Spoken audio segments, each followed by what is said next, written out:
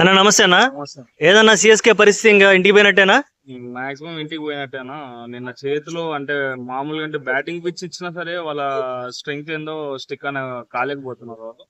అంటే ఎట్లుందంటే ఇప్పుడు T20 ఫార్మాట్ అనేది మారిపోయింది. అంటే ఫస్ట్ బాల్ నుంచి హిట్టింగ్ చేయడం వల్ల వాళ్ళు వాళ్ళు ఆప్షన్ లో వాళ్ళు ప్లేయర్స్ ని తీసుకోవడం కూడా ఎట్లా అంటే స్టాండర్డ్ ప్లేయర్స్ అంటే మ్యాచ్ మొత్తం వాళ్ళు త్రూఅవుట్ ఇన్నింగ్స్ ని క్యారీ చేసే ప్లేయర్స్ ని తీసుకున్నారు. వన్డే ప్లేయర్స్ ని, టెస్ట్ ప్లేయర్స్ ఫ్రాంక్ చెప్పాలంటే తీసుకున్నారు.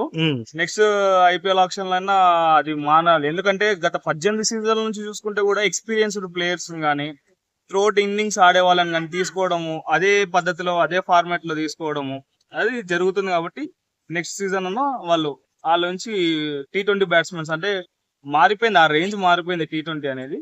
చూడాలి. యాక్చువల్ గా నిన్న భారీ మార్పులతోనే వచ్చారు. అవునవును, ఓపెనర్ కాడి నుంచి మార్పులు చేసుకుంటూ వచ్చారు, అయినా కూడా వర్కౌట్ అవ్వలేదు. ధోని ప్లానింగ్ ఏమైనా మిస్ అవుతుందా?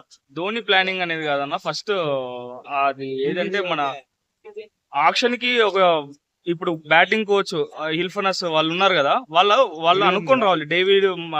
డేవిడ్ హస్సీ కూడా వాళ్ళు ఇప్పుడు నిన్న కూడా వన్డోలో మహర్త్ అనే ఒక యంగ్స్టార్ ని తీసుకుని వచ్చి ఇప్పుడు యంగ్స్టార్స్ కూడా వాళ్ళకి భయం లేకుండా ఫస్ట్ బాలే 6 కొట్టింది. మన వైభవ్ సూర్యవంశీ కూడా అట్లా వీళ్ళు త్రూఅవుట్ ఇన్నింగ్స్ ఆడే ప్లేయర్స్ ని పక్కకు పెట్టేసి బెస్ట్ T20 ఫార్మాట్ ఓపెనర్స్ ఎవరు గానీ, మిడిల్ ఆర్డర్ గానీ, ఫినిషర్స్ గానీ, జడేజా 1 డౌన్ 2 డౌన్ రావడం అయితే నిన్న కామెడీ అనిపించింది. అసలుకి బ్యాటర్స్ ఉన్నా సరే అదే చూసుకొని నెక్స్ట్ ఆప్షన్ అయినా సరే అది ఇప్పుడంతా T20 జనరేషనే మారిపోయింది. ఆ T20 బ్యాట్స్మెన్స్ ని తీసుకుని వచ్చుకొని పెట్టుకోవాలి. ఇంకా అవన్నీ పక్కకు పాడేయాలి పాత సిద్ధాంతాలు. త్రోట్ ఇన్నింగ్స్ ఆడే కెపాసిటీ గానీ, త్రోట్ ఇన్నింగ్స్ ఆడే T20 బ్యాట్స్మెన్స్ కూడా ఇప్పుడు అవసరం లేదు. శివం దుబేని పవర్ ప్లే లో పంపిస్తే ఏమన్నా ఉపయోగం ఉంటుంది అంటావా? వేస్ట్ అన్న. శివం దుబేకి పెట్టిన పేరు ఏంటంటే స్పిన్నర్స్ ని బాగా, అంటే కేవలం ఆ పదం అతని మీద పెట్టి ప్రెజర్ పెట్టారా, నిజంగానే అతను ఓన్లీ స్పిన్ బాగా ఆడగలరా? రెండు విషయాలు క్లారిటీ రావాలి ఆడియన్స్ కి. నిన్న కాదు ప్రతి ఏ మ్యాచ్ లో అయినా సరే చూసినట్టయితే నిన్న బుమ్రాకే వికెట్ పడింది. శివం దుబే ఫాస్ట్ బౌలర్స్ ని ఆడతాడు కానీ అంత 6 సిట్టింగ్ రేంజ్ లేదు ఫాస్ట్ బౌలర్స్ మీద. స్ట్రైక్ రేట్ కూడా ఉంటే మహా అంటే 120 130 ఉంటది. అదే స్పిన్నర్స్ కి అయితే స్ట్రైక్ రేట్ 200+ ఉంది. కాబట్టి స్పిన్నర్స్ కి అద్భుతంగా ఆడతాడు. ఇన్నింగ్స్ మొత్తం స్పిన్నర్స్ మన 16 ఓవర్స్ వరకు స్పిన్నర్స్ వేయగలుగుతారు కాబట్టి ఆ రేంజ్ వరకు బాగా ఆడగలుగుతాడు. రుతురాజ్ గైక్వాడ్ లేని లోటు సిఎస్కే కి ఏ రకంగా తగిలింది?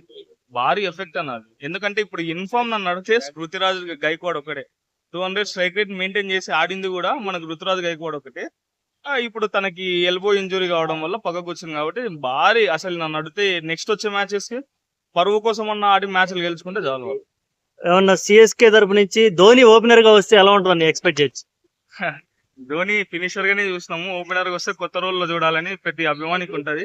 చూడాలన్న ఒకవేళ వస్తే ఏ రేంజ్ లో మ్యాచ్ పోతుంది అని ఎక్స్పెరిమెంట్ చేయొచ్చు కదా. కనీసం అంత సీనియర్ ప్లేయర్ కనీసం ఓపెనింగ్ లో వచ్చి ఒక ఎండ్ లో స్టాండ్ అయి ఉంటే ఆ భయం అనేది ఉంటది. నెక్స్ట్ వచ్చే వాళ్ళు ఫ్రీగా ఆడొచ్చు అవతల ఎండ్ వాళ్ళు. ఈ స్ట్రాటజీతో ఉండొచ్చు. ఓపెనర్ కాకపోయినా 1 డౌన్ అన్న 2 డౌన్ అన్న వస్తే కొంచెం ఇన్నింగ్స్ ని స్టెబిలైజ్ చేసుకుంటా మన యంగ్స్టర్స్ ని మ్యాచ్ మొత్తం బిల్డప్ చేసి బాగా వాళ్ళ చుట్టూ రొటేట్ చేసినా సరే మ్యాచెస్ గెలుస్తామనే హోప్ అయితే ఉంది. కానీ ఆయన నెంబర్ 8 లోనో నెంబర్ 7 లోనో వస్తాడు. అది ధోని మేనేజ్మెంట్ ని పైన ఆధారపడి ఉంటది. ఓకే అన్న, థ్యాంక్ యూ సో మచ్.